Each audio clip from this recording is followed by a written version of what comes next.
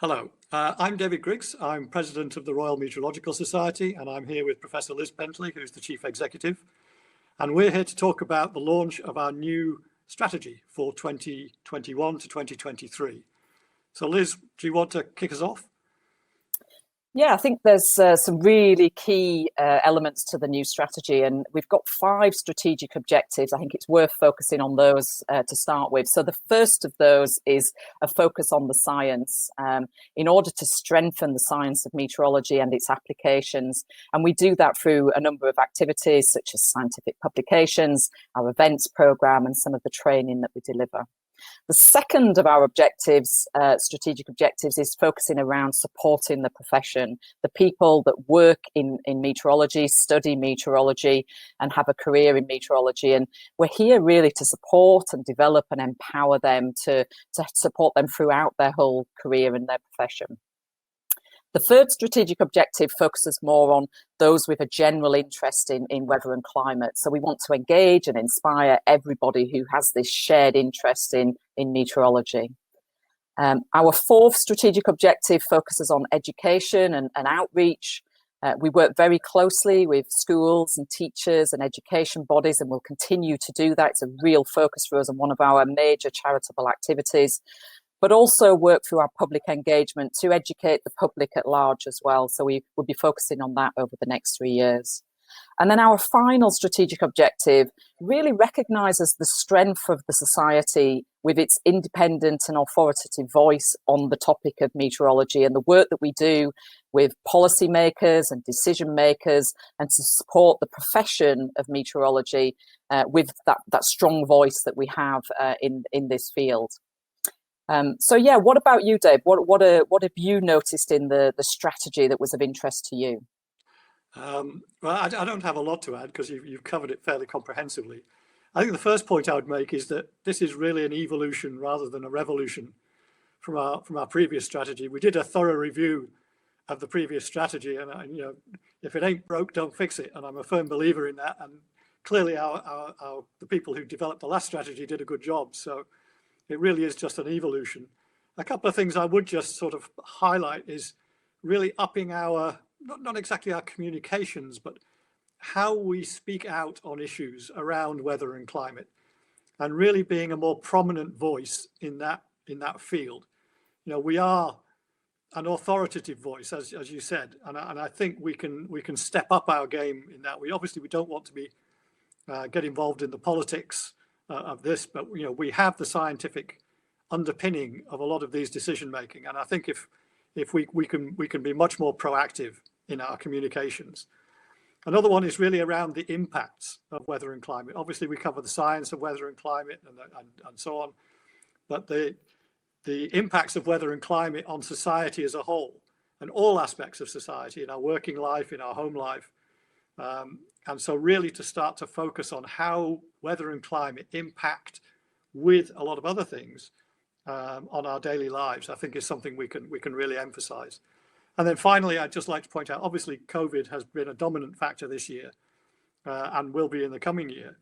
But right across the strategy, I think there are obviously some negatives, but we can also draw on some positives from COVID in terms of what we've learned about running virtual events and virtual meetings and so on. And I think moving forward, we'll learn from that and how we can really perhaps have more of a mixed bag of where we have face-to-face meetings, but also have those who can't attend in person attend online, and have a combination events much more. So I think there's a lot we can learn in that respect in the new strategy. So really, what do you think we can look forward to most, particularly this year? Yeah, so as we launch the strategy and focus on 2021, as you mentioned, those virtual events will continue for certainly up until the autumn, and hopefully we can get back to doing face-to-face in a kind of blended approach as we go forward. But we've got a number of virtual events. I'll just highlight a few. So the Atmospheric Science Conference will run this year as 3 virtual events, one in June, one in July, and one in September. We'll run the student conference again virtually this year. We did it virtually last year. It's a 2-day event, and that runs at the end of June. And we've already actively got a call open for abstracts and registration for that conference already. And then we'll also have our Weather Live event, our annual event that we run in the autumn time. And again, we did that virtually in 2020, and I suspect that could be virtual again in 2021. Other things to look out for. So we're about to relaunch MetLink, which is our education portal. We've worked really hard to bring that up to a new platform and bring across all those important education resources. And I would encourage people to go and have a look at MetLink. There's some fantastic resources on there. It is geared for teachers, but really there's some interesting resources, tools, focusing on weather and climate that would be of interest really to anybody. And we're also transitioning the Weather Club, which is our public outreach arm, taking it from its external platform, the Weather Club, and bringing it into the Royal Meteorological Society's website. So again, that's something to look forward to in 2021. And finally, really just to mention the new journal, the Climate Resilience and Sustainability Journal. This is the 8th journal that will now have in the portfolio. It's a fully open access journal, and it complements really the other 7 journals in our portfolio. So delighted that we were able to launch this new journal in 2021. But what about you, Dave? What are you looking forward to in 2021? Well, again, you've covered things pretty comprehensively. The new journal obviously is very close to my heart, so I'm really looking forward to how that goes. I'd just add, obviously we'll be launching the Weather Photographer of the Year competition again in the spring, and of course it's a big year politically with COP26 in Glasgow later in the year, so we'll be playing a prominent role there. And just really to point out that, as you said, we've made the decision that all our events up until September will be virtual, but then obviously later in the year, I'm really looking forward to maybe being able to actually use my presidency to actually meet some people and meet people face to face and have more of the blended events later in the year, hopefully. So perhaps I'll pass back to you to close and if you've got any final remarks. Yeah, I think it's worth pointing out that the Society is a membership organisation. We're here really to support our members, but we are a charity.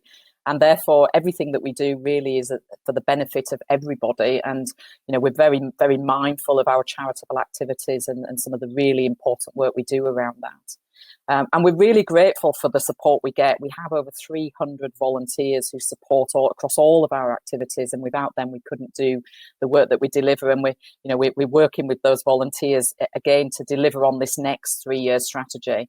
And in return, I guess our promise is to support you, whether you're a member or not a member, but to support the whole community and those who are interested in meteorology, whether you're working in a career, you're trying to develop and advance the science, whether you're an operational meteorologist or whether you just have an interest and a fascination to find out more about weather and climate. So yeah, really looking forward to the next few years and taking this strategy forward and seeing the kind of advancements that we can make in the field of meteorology.